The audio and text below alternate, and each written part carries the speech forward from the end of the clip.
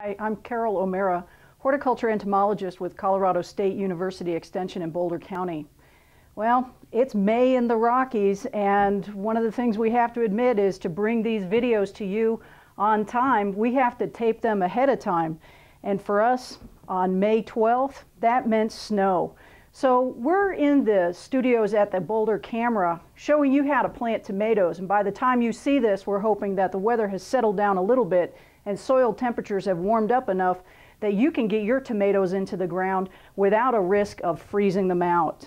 Weeks of planting a tomato, whether you're going to be growing it in the soil in the garden, whether you're going to be growing it in a pot, or using one of those wacky upside down tomato tumblers that are so popular on the market today. Your garden soil, what you're wanting to do is lay the tomato down in order to have it root all along its stem. As you can see here, when you're buying these at the store, they're nice and tall, the stems are strong looking, and they have a pretty good sized root mass here in the pot. But what we want to do is make sure these tomatoes develop roots all along these stems so that they have enough roots to take up water to support the huge top growth these plants are going to put on by the time they start fruiting. So in your garden, what you want to do is you want to dig a trench. You want to make it deep enough so that the pot will fit all the way down so that it's buried at least 2 inches underground. Then you're going to lay your tomato in it and cover it. So, how you remove a seedling from a pot is you slide your fingers right around the stems. You're not grabbing them and pulling this out, otherwise you can decapitate your plant that way. So go ahead and support them, tip that plant upside down, and the pot comes right off of the root ball.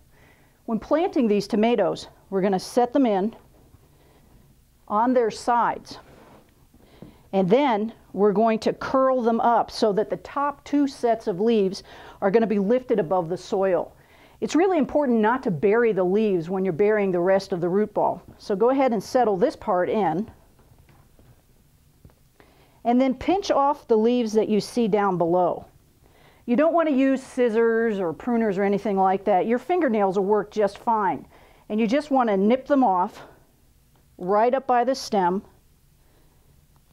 Pull out any competing plants. Everything that's going to be below ground, you're going to be pinching off. Then, when you've basically stripped this plant of most of those leaves down below, it's ready to be settled into the trench. Gently curl this so that you can see just those 2 sets of true leaves sticking above the soil.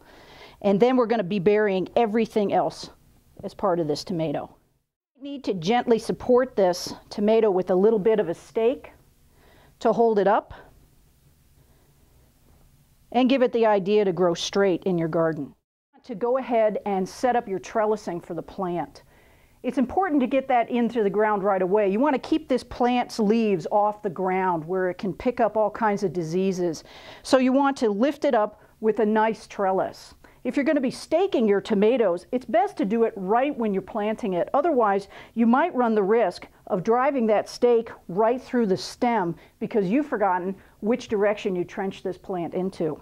If you can go ahead, take your 6-foot long pole, drive it 1 foot deep into the soil, and then gently tie this vine right to it. It'll start growing up and you won't have to worry about anything other than just keeping the plant gently tied to that stake. When you're growing tomatoes in containers, an important part of your consideration is the size of the pot that you're planting them into. Tomatoes get really large and they take an awful lot of water during the heat of our summer, especially when they're directing a lot of that water into their fruit. So you want to make sure that if you're growing a standard sized tomato, one that's going to be an average sized vine, you want to get a pot that's 5 gallons. If you're going to be growing a bush type plant or a dwarf tomato plant, you can get by with a much smaller pot. 2 gallons is going to be the smallest that you'd use, but you'd be better off getting a pot this size, which is roughly 3 gallons. But we're going to take our pot here, and since we can't trench this tomato into it, you can see we just don't have the length really to do that. To plant a tomato so it develops roots all along this stem, what you want to do is just plant it deep. So before I put any soil in this, I'm going to lower this plant so that we can see whether or not we have to pinch off any of the leaves. Put the bottom of this pot, the soil itself, right into the bottom of the one that I'm planting into. Again, I want to be looking for nice creamy roots, and because we're not trenching it in, if there were a lot of roots circling this and I wasn't sure it might be pot bound, I can butterfly it by simply moving this apart just slightly.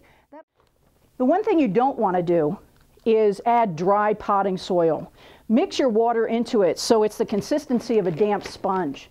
In this way, it doesn't already wick water away from the plant you've just put it into the pot. The plant can get a little shocky, so we are going to try and reduce that by making sure it has enough water already in the potting soil. Planting your tomato, you do want to make sure you give it some starter fertilizer right when you put it in the ground. This will help it expand its root system really quickly. It'll help it get some top growth, but it's got to be a starter fertilizer mix, so you don't want to necessarily go with the full strength stuff. You can go ahead and give this a drink of water. You don't want to push this potting soil down onto the plant's roots. You want it to stay nice and fluffy.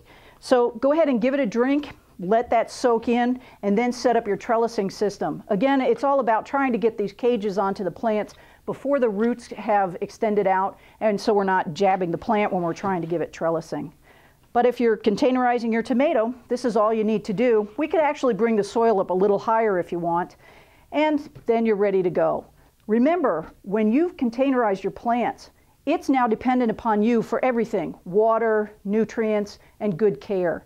So make sure you pay attention to the plant's needs. Check it every single day if it needs water. Upside down systems are really just another way of containerizing your plants, and they really do work.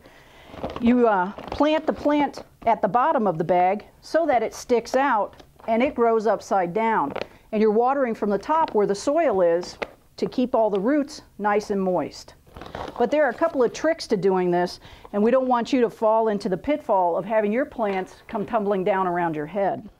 Remove this plastic foam stopper from the hole in the bag,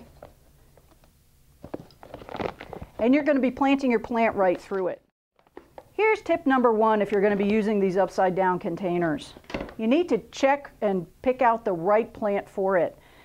These dwarf compact tomato plants are the ideal ones for using in these containers. Remember, they're going to be hanging upside down with no support for the arms of the tomato as it carries fruit.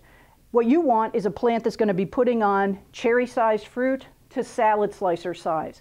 So you want them to be somewhat compact in growth, not getting out of control at 8 feet long, and you want small tomatoes.